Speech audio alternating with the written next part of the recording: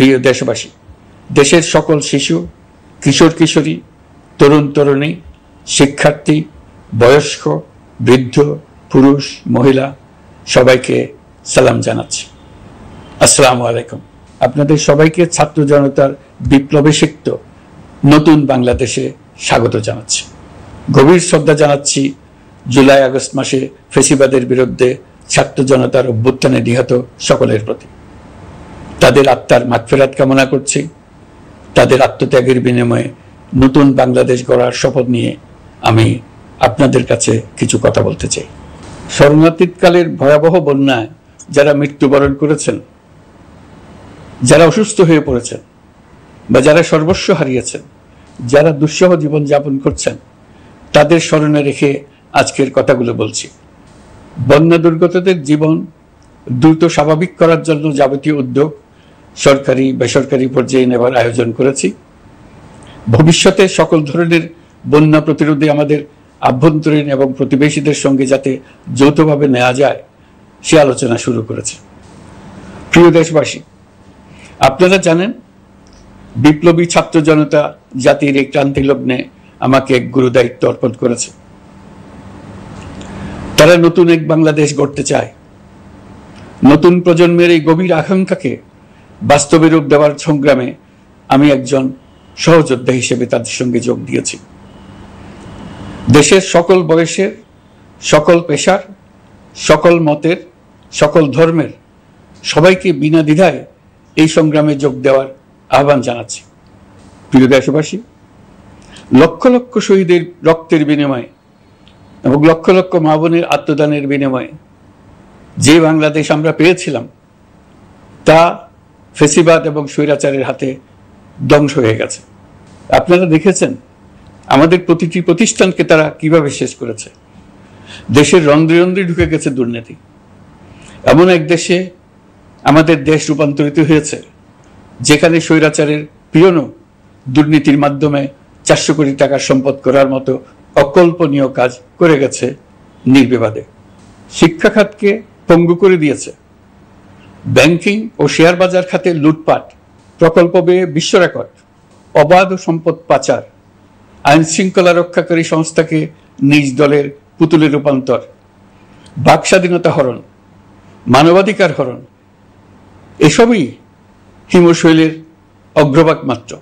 ক্ষমতা কুক্ষিগত করতে ফ্যাসিবাদী সরকার খর্ব করেছে জনগণের সাংবিধানিক ক্ষমতা ও অধিকার।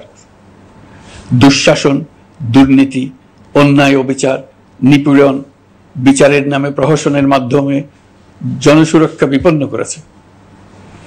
জনগণকে নির্যাতন, বঞ্চনা ও বৈষম্যের মুখোমুখি দাঁড় করিয়ে দিয়েছে। নতুন প্রজন্মের মানুষ সহ কোটি কোটি মানুষের ভোটাধিকারকে বছরের পর বছর হরণ করেছে। মানুষের এগিয়ে যাওয়ার পথে সকল ধরনের প্রতিবন্ধকতা তৈরি করে স্বৈরাচার তার নিজের, পরিবারের ও দলের কিছু মানুষের হাতে দেশের মালিকানা তুলে দিয়েছে। প্রিয় দেশবাসী, কিন্তু এই দ্বার প্রান্তে দাঁড়িয়েই আমাদের গড়তে হবে স্বপ্নের বাংলাদেশ।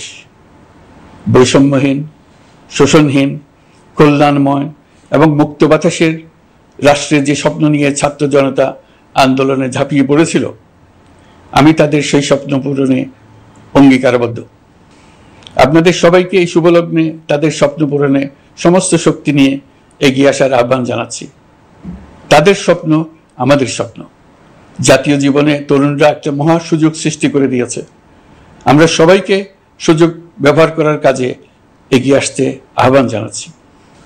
গণরোষের মুখে ফ্যাসিবাদী সরকার প্রধান দেশ ত্যাগ করার পর আমরা এমন একটি দেশ গড়তে চাই যেখানে প্রতিটি নাগরিকের মানবাধিকার থাকবে পুরোপুরি সুরক্ষিত। আমাদের লক্ষ্য একটাই, উদার, গণতান্ত্রিক, বৈষম্যহীন, অসাম্প্রদায়িক বাংলাদেশ। আমরা এক পরিবার, আমাদের এক লক্ষ্য। কোনো ভেদাভেদ যেন আমাদের স্বপ্নকে ব্যাহত করতে না পারে, সেজন্য আমরা প্রতিজ্ঞাবদ্ধ। বর্তমান সরকারের দায়িত্ব গ্রহণের মাত্র 2 সপ্তাহ শেষ হল। কর্মযাত্রার প্রথম পর্যায়ে রাষ্ট্র সংস্কারের কাজে আপনাদের কাছ থেকে যে সমর্থন পাচ্ছি সেজন্য আন্তরিক ধন্যবাদ। আমরা অনুধাবন করছি যে আমাদের কাছে আপনাদের প্রত্যাশা অনেক। এই প্রত্যাশা পূরণে আমরা বদ্ধপরিকর। যদিও দীর্ঘদিনের গণতন্ত্রহীনতা, 15 বছরের ফ্যাসিবাদী শাসন ব্যবস্থা প্রায় প্রতিটি ক্ষেত্রেই আমাদের জন্য পর্বতসম চ্যালেঞ্জ রেখে গিয়েছে, কিন্তু এই চ্যালেঞ্জ গ্রহণে আমরা প্রস্তুত। আজ আমি সরকারের পক্ষ থেকে আপনাদের দোয়া ও সহযোগিতা কামনা করতে আপনাদের সামনে এসেছি। শুধু আমি বলবো, আপনাদের একটু ধৈর্য ধরতে হবে। এখনই সব দাবি পূরণ করার জন্য জোর করা, প্রতিষ্ঠানে ঢুকে ব্যক্তিবিশেষকে হুমকির মধ্যে ফেলা, মামলা গ্রহণের জন্য চাপ সৃষ্টি করা, বিচারের জন্য গ্রেফতারকৃত ব্যক্তিকে আদালতে হামলা করে আগেই এক ধরনের বিচার করে ফেলার যে প্রবণতা, তা থেকে বের হতে হবে। ছাত্র জনতার বিপ্লবের গৌরব ও সম্ভাবনা এসব কাজে ম্লান হয়ে যাবে। নতুন বাংলাদেশ গড়ার প্রচেষ্টা হতে ব্যাহত হবে। রাতারাতি এই পরিস্থিতি থেকে উত্তরণ কঠিন। নড়বড়ে এক কাঠামো, আমি বরং বলবো জনস্বার্থের বিপরীতমুখী এক কাঠামোর উপর দাঁড়িয়ে আমাদেরকে দেশ পুনর্গঠনের কাজে হাত দিতে হয়েছে। আমরা এখান থেকেই বাংলাদেশকে এমনভাবে করতে চাই যেন এদেশে জনগণই সত্যিকার অর্থে সকল ক্ষমতার উৎস হয়, বিশ্ব দরবারে একটি মানবিক ও কল্যাণকর রাষ্ট্র হিসেবে সমাদৃত হয়। তরুণ প্রজন্ম, শিক্ষার্থী ও জনতার আত্মত্যাগের প্রতি সম্মান জানাতে রাষ্ট্র সংস্কারের কাজে সফল আমাদের হতেই হবে, এর আর কোনো বিকল্প নেই। প্রিয় দেশবাসী, আপনারা ইতিমধ্যে জেনেছেন জুলাই আগস্ট মাসে গণ অভ্যুত্থানে বল প্রয়োগ ও হতাহতের যে দুঃসহ ঘটনা ঘটানো হয়েছে তার স্বচ্ছ তদন্ত করতে জাতিসংঘের মানবাধিকার কমিশনের প্রধানকে বাংলাদেশে এসে তাদের তদন্ত শুরু করতে আমরা আমন্ত্রণ জানিয়েছি। তদন্তের এই প্রক্রিয়া এই সপ্তাহে শুরু হবে। তাদের প্রথম দল ইতিমধ্যে এসে গেছে। আমরা ইতিমধ্যে ছাত্র জনতার বিপ্লবকে নস্যাৎ করতে যে শত শত মিথ্যা ও হয়রানিমূলক মামলা দায়ের করা হয়েছিল তার অধিকাংশ প্রত্যাহার করেছি এবং আটক ছাত্র জনতার মুক্তি লাভের ব্যবস্থা করেছে। পর্যায়ক্রমে মিথ্যা ও গায়েবী সকল মামলার ক্ষেত্রে অনুরূপ ব্যবস্থা গ্রহণ করে মানুষকে দুঃসহ ভোগান্তি থেকে মুক্ত করা হবে। ন্যায় বিচার নিশ্চিত করতে গণ অভ্যুত্থানের সকল শহীদ পরিবারকে পুনর্বাসন করবে। সকল আহত শিক্ষার্থী ও জনতার চিকিৎসার সম্পূর্ণ ব্যয় সরকার বহন করবে। সেই লক্ষ্যে স্বাস্থ্য মন্ত্রণালয়ের নেতৃত্বে উপদেষ্টা পরিষদে বৈষম্য বিরোধী ছাত্র আন্দোলনের প্রতিনিধিত্বকারী 2 জন উপদেষ্টার সহায়তায় একটা পূর্ণাঙ্গ তালিকা প্রস্তুত করা হচ্ছে। এই কার্যক্রমের জন্য এবং গণ অভ্যুত্থানের শহীদদের স্মৃতি ধরে রাখতে সরকার অতি দ্রুত জুলাই গণহত্যা স্মৃতি ফাউন্ডেশন নামে একটি ফাউন্ডেশন প্রতিষ্ঠা করার প্রক্রিয়া শেষ পর্যায়ে এনেছে।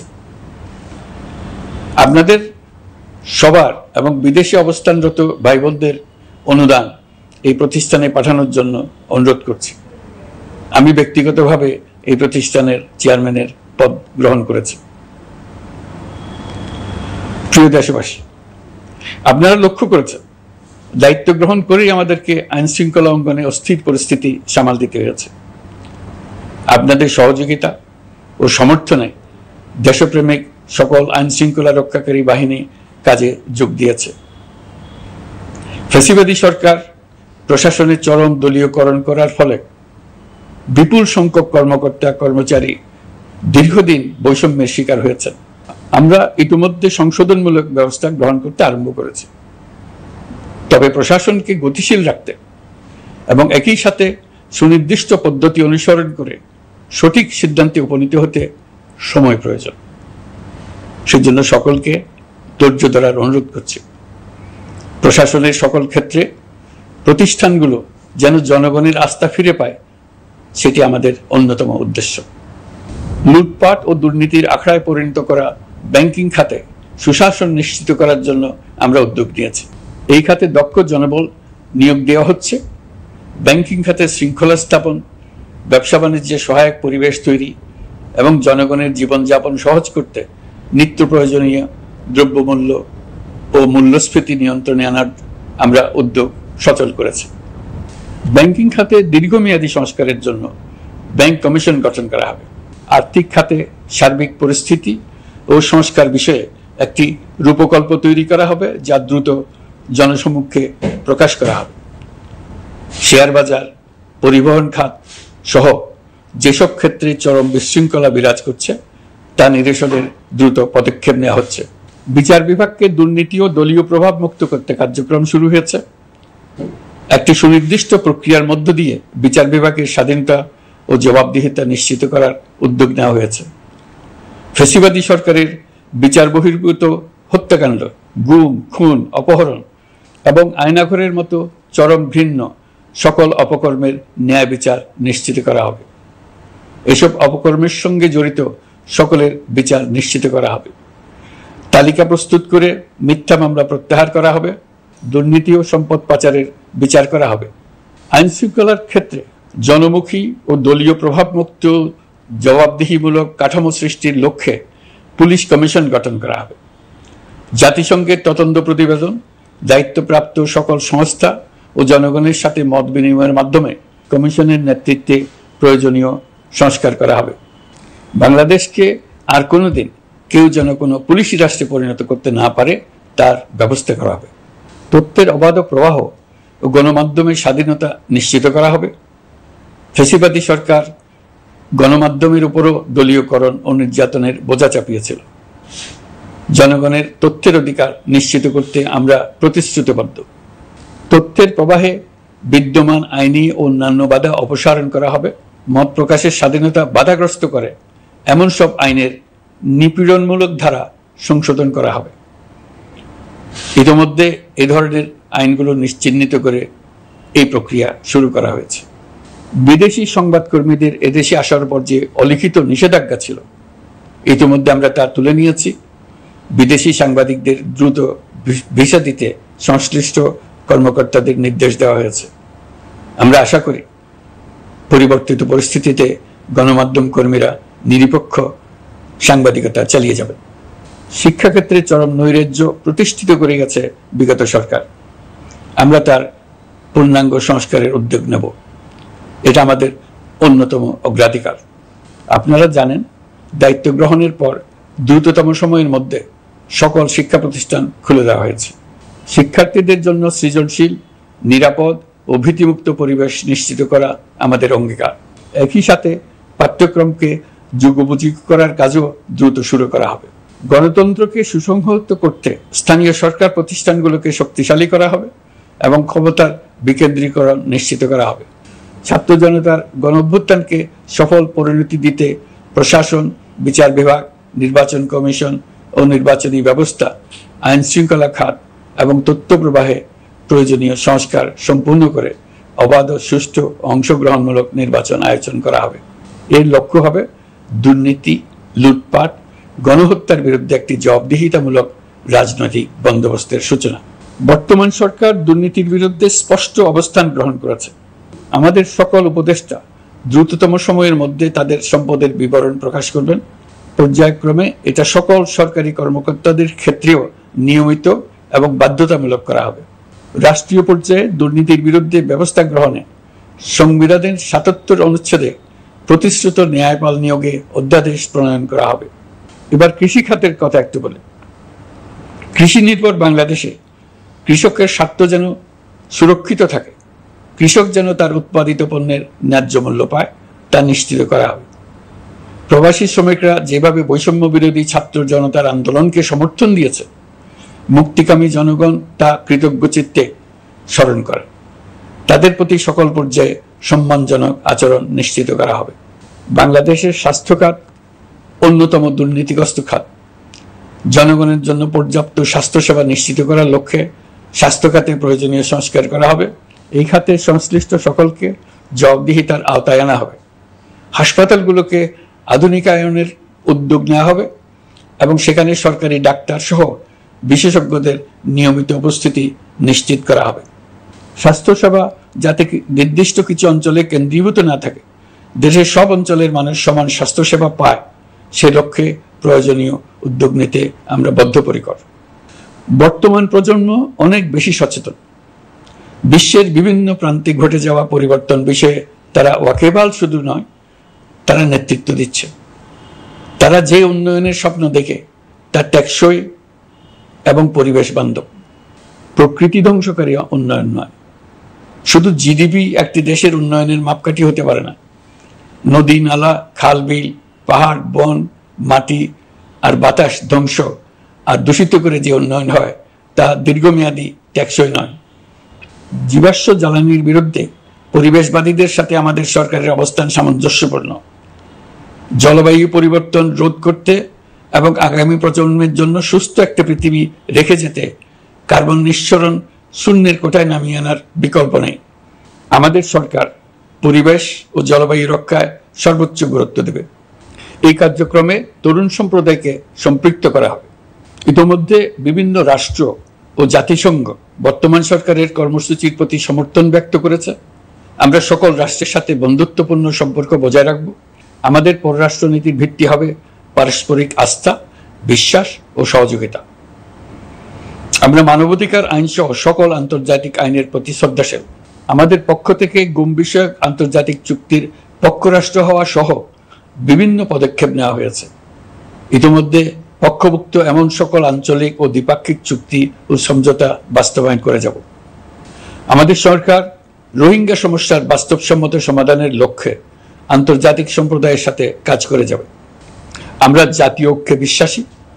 প্রয়োজনীয় সংস্কারের লক্ষ্যে রাজনৈতিক ঐক্যের মধ্য দিয়ে নিশ্চিত করা হবে নারী, শিশু, প্রতিবন্ধী, ধর্মীয় সংখ্যালঘু, আদিবাসী সকলেই এদেশের নাগরিক এবং সমান আইনের সুরক্ষার অধিকারী।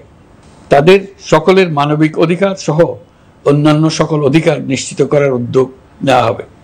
এই জন্য আমি উপদেষ্টা পদমর্যাদা সম্পন্ন একজন বিশেষ সহকারী নিয়োগ দিয়েছি, যার দায়িত্ব হবে জাতীয় সংহতি উন্নয়ন। বন্যা কবলিত এলাকার সকল মানুষের দুর্ভোগ লাঘবে সরকার সঠিক সহায়তা দেওয়ার জন্য সরকারের যত কার্যক্রম আছে তাদের সচল করেছে। ইতিমধ্যে উপদেষ্টাবৃন্দ বিভিন্ন এলাকার দায়িত্ব নিয়ে এলাকায় গেছেন। আমার কার্যালয়ে একটা নিয়ন্ত্রণ কক্ষ স্থাপন করা হয়েছে। বন্যা পরবর্তী কার্যক্রম নেওয়া হয়েছে। ভবিষ্যতে বন্যা নিয়ন্ত্রণের জন্য করণীয় কি স্থির করার জন্য পদক্ষেপ নেওয়া হচ্ছে। দেশপ্রেমিক সেনাবাহিনী, পুলিশ, বিজিবি, র্যাবকে গুম নির্যাতনের কাজে লাগিয়ে তাদের কলঙ্কিত করা হয়েছে। তারা দেশের গৌরব। তাদেরও কিছু অতি উৎসাহী সদস্যের কারণে পুরো বাহিনীকে আমরা কলঙ্কিত দেখতে চাই না। আমরা অপরাধীদের চিহ্নিত করতে চাই এবং তাদের শাস্তি দিতে চাই, যেন ভবিষ্যতে কারো হুকুমে দেশপ্রেমিক কোনো বাহিনীর, পুলিশের, র্যাবের কোনো সদস্য হত্যাকাণ্ড, গুম ও অত্যাচারে জড়িত হওয়ার সাহস না করে। তাদের কাছে হুকুম যত বড় কর্তৃপক্ষের কাছ থেকে আসুক না কেন, তারা তা উপেক্ষা করবে। ভবিষ্যতে উপরওয়ালার হুকুমে এমন ঘৃণ্য কাজ করতে বাধ্য হয়েছে এমন ব্যাখ্যা কারো কাছে গৃহীত না হয় তার ব্যবস্থা করা হবে। আমি দেশরক্ষা বাহিনী, পুলিশ বাহিনী এবং অন্যান্য সহল বাহিনীকে নির্দেশ দিয়েছি তারা তাদের মধ্যে যারা হত্যাকাণ্ড, গুম, খুন বা শারীরিক মানসিক অত্যাচারে সরাসরি জড়িত তাদের চিহ্নিত করে বিচারের ব্যবস্থা করতে। যারা গুম হয়েছে, হত্যার শিকার হয়েছে তাদের তালিকা প্রস্তুত করতে। তাদের পরিবার সমূহকে সান্ত্বনা দেওয়ার ভাষা আমার নাই। তাদের জীবনে শান্তি ফিরিয়ে আনতে আমরা প্রচেষ্টা অব্যাহত রাখব। আমি সকল দেশরক্ষা বাহিনী ও আইনশৃঙ্খলা বাহিনীকে তাদের উপর জনগণের সম্পূর্ণ আস্থা ফিরিয়ে আনতে সকল পদক্ষেপ গ্রহণ করতে নির্দেশ দিয়েছি। গত 15 বছরের দুর্নীতি, অর্থ পাচার ও জনস্বার্থ বিরোধী চুক্তি স্বাক্ষর, প্রকল্পের নামে লুটপাট ইত্যাদি তথ্য নিয়ে একটি শ্বেতপত্র প্রণয়নের জন্য আমি ইতিমধ্যে একটি কমিটি গঠন করেছি। আমি বিভিন্ন দেশের রাষ্ট্রদূত এবং দাতা সংস্থার প্রতিনিধিদের সঙ্গে বৈঠক করেছি এবং করে যাচ্ছি। ছাত্র জনতার গণঅভ্যুত্থানের পর দেশ গঠনের জন্য সকল প্রকার আর্থিক অন্যান্য সহযোগিতার জন্য তাদেরকে অনুরোধ জানাচ্ছি। তারা এই ব্যাপারে আগ্রহ দেখাচ্ছে। তাদের কাছে আমাদের প্রস্তাব শুভ প্রণয়ন করে দ্রুত পাঠানোর ব্যবস্থা নিয়েছে। তাদেরকে অনুরোধ জানিয়েছি তারা যেন পরিস্থিতির কারণে অতি দ্রুত অর্থ ছাড় করার ব্যবস্থা নেন। তাদেরকেও বলেছি যে অবস্থার মধ্য দিয়ে আমরা যাচ্ছি তা যেমন একটি দুর্যোগপূর্ণ সময়, তেমনি এটা জাতির জীবনে মস্ত বড় সুযোগ। এই সুযোগকে যেন আমরা পূর্ণভাবে কাজে লাগাতে পারি, সেই জন্য তাদের সহযোগিতা চেয়েছি। এই গণ অভ্যুত্থানে বিদেশে অবস্থানকারী বাংলাদেশিরা অত্যন্ত গুরুত্বপূর্ণ ভূমিকা পালন করেছেন। জাতি তাদের অবদান বিশেষভাবে স্মরণ করবে। নতুন বাংলাদেশ গড়ার কাজে আমরা তাদের অংশগ্রহণ চাইব। আমাদের একটি লক্ষ্য হবে বিদেশগামী এবং প্রত্যাবর্তনকারী প্রত্যেক প্রবাসী শ্রমিককে মর্যাদা ও সম্মানের সঙ্গে দেশে আসা এবং যাওয়া নিশ্চিত করা। সে ব্যাপারে শিগগিরই পদক্ষেপ নেওয়া হবে। বিদেশে অবস্থানরত সকলের কাছে আমার আবেদন, তারা যেন তাদের উপার্জিত অর্থ অফিসিয়াল চ্যানেলে দেশে পাঠান। দেশের অর্থনৈতিক সংকট উত্তরণে এই অর্থ বিশেষভাবে প্রয়োজন। কি কি ব্যবস্থা নিলে তাদের জন্য অফিসিয়াল চ্যানেলে অর্থ পাঠানো সহজ হবে সেটা সম্বন্ধে আমরা তাদের পরামর্শ নেব। সারা দেশ ঘুষের মহাসমুদ্রে নিমজ্জিত। কিভাবে ঘুষ থেকে আমরা মুক্ত হতে পারি তার জন্য আমাদের পরামর্শ দেন। শুধু এই কাজটা নিয়ে অগ্রসর হতে পারলেই আমি মনে করি দেশের জন্য এই সরকার একটা গুরুত্বপূর্ণ অবদান রেখে গেছে বলে স্মরণীয় হয়ে থাকবে। আমি কথা দিচ্ছি, এই ব্যাপারে আমি আমার সর্বশক্তি নিয়োজিত করব। আমাদের দায়িত্ব দেশের সকল মানুষকে একটি পরিবারের বন্ধনে আবদ্ধ করা। পরিবারে মতভেদ থাকবে, বাকবিতণ্ডা হবে, কিন্তু আমরা ভাই বোন, আমরা বাবা মা, আমরা কেউ কারো শত্রু না। কাউকে তার মতের জন্য শত্রু মনে করব না, কাউকে ধর্মের কারণে শত্রু মনে করব না, কাউকে লিঙ্গের কারণে শত্রু মনে করব না। আমরা সবাই সমান, কেউ কারো উপরে, কেউ কারো নিচে না। এই ধারণা আমরা জাতীয় জীবনের সর্বক্ষেত্রে প্রতিষ্ঠিত করতে চাই। একটা বিশেষ ব্যাপারে আমরা আপনাদের সহযোগিতা চাচ্ছি। আমাদের দায়িত্ব গ্রহণের পর থেকে প্রতিদিন সচিবালয়ে, আমার অফিসের আশেপাশে, শহরের বিভিন্ন স্থানে সমাবেশ করা হচ্ছে। গত 16 বছরের অনেক দুঃখ কষ্ট আপনাদের জমা আছে, সেটা আমরা বুঝি। আমাদের যদি কাজ করতে না দেন তাহলে এই দুঃখ ঘোচানোর সকল পথ বন্ধ হয়ে যাবে। আপনাদের কাছে একান্ত অনুরোধ, আমাদের কাজ করতে দেন। আপনাদের যা চাওয়া তা লিখিতভাবে আমাদেরকে দিয়ে যান।